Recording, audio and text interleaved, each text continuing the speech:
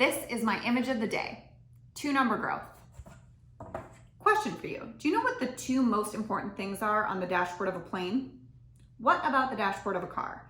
And more importantly, what does that have to do with your financial prosperity? Keep watching. I'm going to get to that soon. Hi, my name is Erin and I'm the president of Qnity. We help businesses, individuals, and teams prosper. If you haven't yet, I encourage you to view a previous video I did called Increase Your Prosperity Through ATM. It talks about the financial transformation that can occur when you get really intentional about managing your most important currencies. There's some simple and actionable tips in there that I think you'll find helpful for this video. Now, back to today's video. So, a little story for you. I used to think I hated numbers, but I realized I never truly hated numbers. It's more that I hated that I wasn't good at numbers, or I wasn't good at understanding how to work with numbers. I'm not sure about you, but I hate when I'm not good at certain things and then tend to avoid certain things. I mean, do any of us actually gravitate towards doing things we're just not naturally good at? Well, good for you if you do, but that's not me. Unfortunately though, this avoidance of numbers carried into my personal financial life and my work. I used to just never look at the numbers, not my personal finances and not my performance metrics at work. I had a defining moment though, and that happened when I began to change my relationship with numbers. And it happened when I learned about this concept we teach at Qnity, which is called 2-number growth. Years ago, when I was still a student at university, I was helping Tom, and Tom's now my business partner, with hosting a live education event. Tom was teaching this concept of 2-number growth.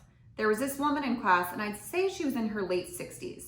She owned 3 small businesses, each were salons and spas. And out of nowhere, while doing a workbook in the measure module, she started crying. And she threw down her workbook and said, "Why didn't anyone tell me that it could be so simple sooner?" Now, come to find out, she began her career as a hairstylist and she was really good at her craft. So naturally, the next step was to open a business, right? Well, fast forward to 30 years later after opening, she had 60 employees and she ran her business being completely afraid of numbers and just not giving them any focus. And while she'd created a wonderful business, hidden behind that business was a bit of a financial mess. It was because no one had ever made the numbers simple for her. She told us she had tried a ton of different education programs. She'd been given countless spreadsheets and templates, but she never actually applied them because they were overwhelming or they just didn't make sense to her. I could see that her tears were tears of frustration that came from years of pain and avoidance. And as a result of that avoidance, she was in a lot of debt. That moment was pivotal for her, and it was also really powerful for me as a witness because in that moment, it allowed me and her to see things differently. She was able to change her situation because she now had a new, simple framework to work from. This is not an uncommon situation. So many people struggle to embrace the numbers, and despite the fact that this business owner had resources and she had various different education, she hadn't applied any of it because it didn't connect to the way that she learned. Numbers are a language. Just like other languages, when you try to communicate in a foreign language to someone you know doesn't speak that language, well, it's not just completely ineffective, it's frankly disrespectful to that person as a human. And that's the problem. It's that so much business training and resources just aren't geared towards visual learners. They're logical, analytical, linear, and numbers heavy, and just complicated. Like I said, when this happened, I was still in college and I was pursuing a degree in journalism. And I was also procrastinating my math requirements to the very last possible semester. Seeing this woman's pain and also the transformation that occurred changed everything for me. So let's get back to my question at the beginning. What are the 2 most important metrics you know or you need to know in order to fly a plane or drive a car, and what in the world does it have to do with your financial prosperity? Well, the 2 most important metrics on your car dashboard are speed and gas, right? For a plane, speed and altitude. Now, there's tons of other measurements and numbers on those dashboards, and I'm not saying all the other ones are meaningless, but the ones that I just mentioned, the 2 that I just mentioned for each, are essential. And in a very simple sense, if you were trying to get from one destination to another, you could generally do it making sure that you were focused on those 2 metrics. It's the same thing in business, and we teach something called 2-number growth. Just like speed and gas for cars and speed and altitude for planes, the numbers in business are client count and average ticket. It's a simple and visual system we use to help you drive sales and growth. Client count is how many clients you see. Average ticket is how much an average client spends with you. These two numbers are the only two numbers that when you multiply them together equal total sales. Another way of looking at this would be quantity, which would be client count, and quality, which would be average ticket. This is a universal system for growth and for increasing your income, because generally speaking, if you're growing your total sales, you're growing your income or improving your performance in some way, shape, or form. Here's a few examples.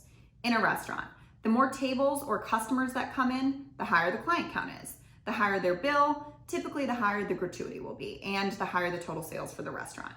In a salon or spa, the more clients you see, the higher your average client count. And if you're not able to see as many clients for whatever reason, you can still have an opportunity to raise your income through increasing how much each client spends with you, your average ticket. You can apply this to really any industry. An airline, the number of passengers times the cost of the average flight ticket equals total sales. An accountant, the number of clients times how much each client spends equals total sales. You get the point. If you fix your focus on increasing just those two numbers, seeing more clients and increasing their average ticket, you will increase your total sales. If you increase your total sales, you'll increase your income or your performance in some capacity. Remember, numbers are a language, and when you're learning a new language, you don't become fluent immediately. You start small. Starting with two-number growth helps you focus on what behaviors you can do to increase clients and have each client spend more money with you. We actually have a really specific way to drive these behaviors. We call them drivers. There are 3 key drivers or action steps to increase client count and 3 key drivers or action steps to increase average ticket. You can learn more about these drivers in the Measure module of our Plan to Prosper program or in the Profit module of our Plan for Profits program if you'd like to dive deeper into this.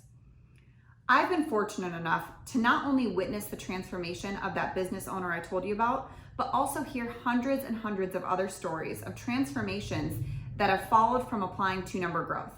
Like Nikki, who increased her total sales from $62,000 to over $144,000 in 2 years. She had a dream of buying a new home and used two-number growth to increase her sales and therefore her income so she could accomplish that dream, and she did. Or Corinne, who began to embrace the numbers to get closure over her negative relationship with money and increased her income from $32,000 to $70,000 in just 1 year. Now I too embrace the numbers. I never used to look at my bank accounts. Now I look at them daily. I look at our company's numbers daily too. Numbers tell me a story of how effective I'm being and how effective my company is being, and they don't lie. They also allow me to create the type of life I want. They allow me to see new places in the world or live in an environment that brings me joy and be of service. So watch out for my next video where I'm going to talk about the importance of creating a weekly ritual and how creating some structure around this can bring a ton of freedom. More on that to come. Let me leave you with a little quote that I love about math. Math may not teach me how to add, love, or subtract hate, but it gives me every reason to hope that every problem has a solution. Anonymous. Thank you so much for watching, and I'd love to hear from you in the comment section. What's your relationship with numbers like? Can you relate to anything that I shared? How can two-number growth help you? Comment in the section below. I'd love to hear from you, and thank you so much for watching.